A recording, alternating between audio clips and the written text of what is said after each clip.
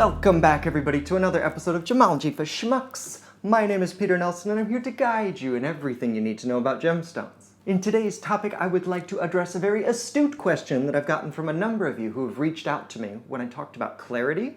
And they ask, so if high clarity typically is a better quality stone, why is window a bad thing? Shouldn't window be a good thing? And it's an excellent question. If you haven't seen enough stones, how can you possibly know? Window seems like a good thing, because fundamentally, what is window? Window is when light punches through the stone. So that should mean that the clarity of the crystal is very high, right?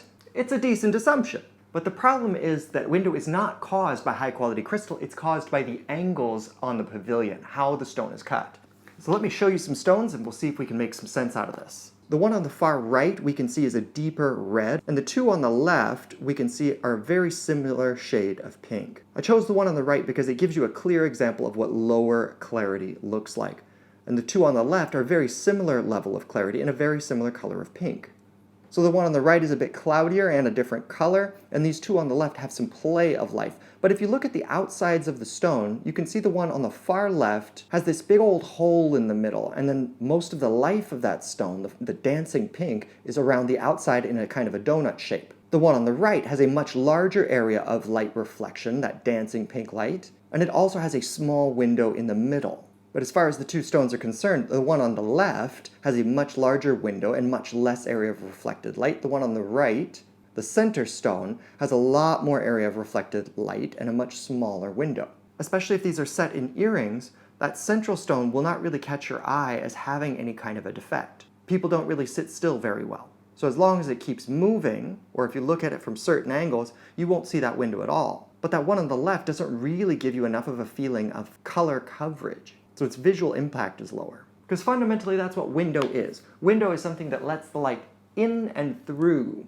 whereas a well-cut stone reflects light back up to our eyes, and that's what we see as color. It's that reflected light. So in well-cut stones, what happens is light goes in, it bounces off that facet, bounces off the next facet, and bounces up to our eyes. And that's what we want. Particularly in high clarity stones, a windowed stone, that means it has poor cutting, it doesn't have those proper angles, the light just punches right through, and so we don't see that fresh, vivid color. And that's very important for two reasons. That reflected light gives us the true color of the stone, and it also gives us something called fire or scintillation. When that light reflects, especially if you have many facets, many small facets on the back of the stone, you get a lot of explosive color, because there are many different surfaces for the light to bounce off of. That's what we call fire.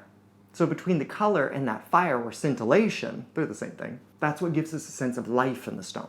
One thing that I'll tack on here is that oftentimes when you're buying gemstones, people will talk about carats as a size. Now, carat is a measure of weight, so why would we use that for size? In the gem world, we may say 1 carat size or 2 carat size, even 5 or 10 carat size, etc. But we use that because it gives us an idea of how big the stone should be with proper cutting. If I say a 1 carat sized sapphire, I have in my mind a picture of what that should probably look like. And so if the weight is 1 carat and the face of the stone, what I can see from the top up, if that face is smaller than I expect it to be, then there's probably a lot of extra weight hidden on that back side on the pavilion.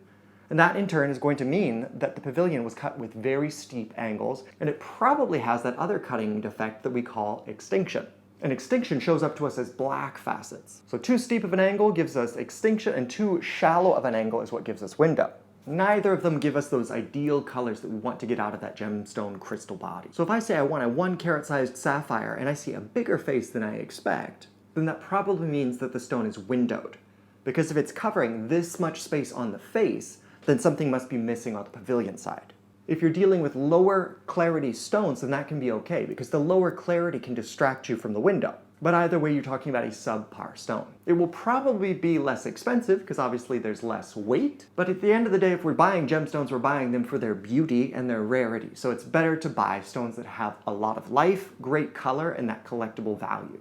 These are the stones that in the future are going to bring you back your value and may improve your value over time. So hopefully that answers your questions about window and the difference between high clarity and window.